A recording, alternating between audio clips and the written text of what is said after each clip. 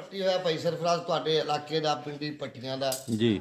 ਅਕਬਰ ਬਾਦਸ਼ਾਹ ਨਾਲ ਮੱਥਾ ਲੱਗਿਆ। ਅਕਬਰ ਬਾਦਸ਼ਾਹ ਦਾ ਬਾਗੀ ਸੀ ਦੁੱਲਾ, ਬਲਕਿ ਇਦਾਂ ਕਹਿ ਲਓ ਕਿ ਦੁੱਲਾ ਉਸ ਜੰਗਜੂ ਸੀ ਉਸ ਦੌਰ ਦਾ ਜੀ। ਦੁੱਲੇ ਨੇ ਅਕਬਰ ਬਾਦਸ਼ਾਹ ਦੀ ਗੱਲ ਨਹੀਂ ਮੰਨੀ। ਬਾਦਸ਼ਾਹ ਨੇ ਮਿਰਜ਼ਾ ਨਿਜ਼ਾਮੁਦੀਨ ਨੂੰ ਭੇਜਿਆ। ਦੁੱਲੇ ਦੀਆਂ ਬਾਂਧਾਂ ਬੰਨ੍ਹ ਕੇ ਪਿੰਡੀ ਪੱਟੀਆਂ ਦੇ ਕੋਲ ਜਲਾਲਪੁਰ ਪੱਟੀਆਂ ਉੱਥੇ ਲੈ ਕੇ ਆ ਗਿਆ। ਉੱਥੇ ਇੱਕ ਲਾਲ ਖਾਂ ਬੁੱਢਾ ਸੀ, ਦੁੱਲੇ ਦਾ ਦਾਦਾ ਸ਼ਰੀਕੇ ਦੇ ਵਿੱਚੋਂ ਲੱਗਦਾ। ਉੱਥੇ ਲਿਜਾ ਕੇ ਬਾਂਧਾ ਬੈਠ ਗਿਆ। ਰਾਤ ਦਾ ਟਾਈਮ ਸੀ, ਉਹਨਾਂ ਰਾਤ ਇੱਥੇ ਗੁਜ਼ਾਰ ਕੇ ਸੁਬਾਹ ਜਾਂਦੇ ਆ। ਉਧਰੋਂ ਮੇਰੂ ਪੋਸਤੀ ਦੁੱਲੇ ਦਾ ਭਾਈ ਸੀ ਵੱਡਾ, ਉਹ ਲੈ ਕੇ ਸੁਨੇਹਾ ਚਲਾ ਗਿਆ ਦੁੱਲੇ ਦੇ ਕੋਲ, ਕਿੱਥੇ ਚਨਿਓੜ ਦੇ ਵਿੱਚ ਦੁੱਲੇ ਦੇ ਨਾਨਕੇ ਸੀ ਰਹਿਮਤ ਖਾਂ ਤੇ ਜੰਗ ਖਾਂ। ਉਹਨਾਂ ਦੇ ਘਰ ਬੈਠਾ ਦੁੱਲਾ ਉੱਥੇ ਡੇਰੇ ਦੇ ਉੱਤੇ ਸ਼ਰਾਬ ਪੀਂਦਾ, ਕਬਾਬ ਆਪਣੀਆਂ ਬਦਮਾਸ਼ੀ ਕਰਦਾ। ਉਹਨਾਂ ਨੂੰ ਜਾ ਕੇ ਉੱਥੇ ਜਾ ਕੇ ਮੇਰੂ ਨੇ ਸੁਨੇਹਾ ਦਿੱਤਾ ਤੇ ਵਾਰੀ ਆ ਗਈ ਦੁੱਲੇ ਦੀ। ਸੁਣ ਕੇ ਗੱਲ ਨਵਾਬ ਨੇ ਤਾਜ ਕਰਦੀ ਮਾਰੀ, ਉੱਚੀ ਉੱਚੀ ਕੂਕਾਂ ਮਾਰਦਾ, ਯਾਦ ਆ ਗਈ ਮਾਂ ਪਿਆਰੀ। ਕਹਿੰਦਾ ਅੱਜ ਲੋੜਾ ਕੀਤਾ ਮੁਗਲਾਂ, ਪੁੱਜ ਕੇ ਕਰ ਲਈ ਮਾੜੀ, ਮੇਰੀਆਂ ਲੈ ਗਿਆ ਬਾਂਧਾ ਬੰਨ ਕੇ, ਇੱਕ ਮੁੰਨ ਗਿਆ ਭੱਟੀ ਦੀ ਦਾੜੀ। ਉਹ ਲੱਖ ਲਾਂਤ ਉਹਦੇ ਜੀਂਦਾ ਜਿਹਦੀ ਬੰਨ ਲਈ ਧੀ ਕੁਆਰੀ। ਭਲਾ ਕੈਸੇ ਜਵਾਬ ਕਰਦੇ?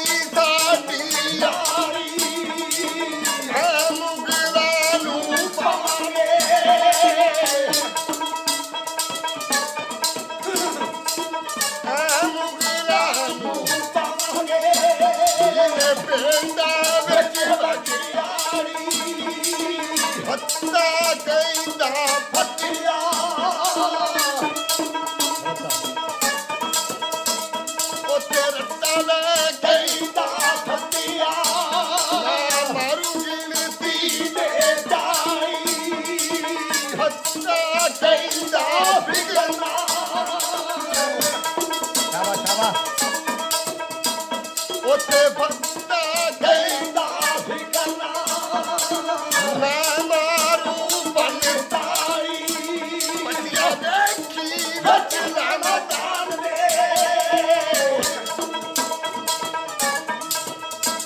ਪੱਟੀਆਂ ਵੇਖੀ ਵਿੱਚ ਲੈਣਾ ਦਾਨ ਦੇ ਜਦੋਂ ਚੱਲੀ ਲੈ ਕੇ ਹਮਾਰੀ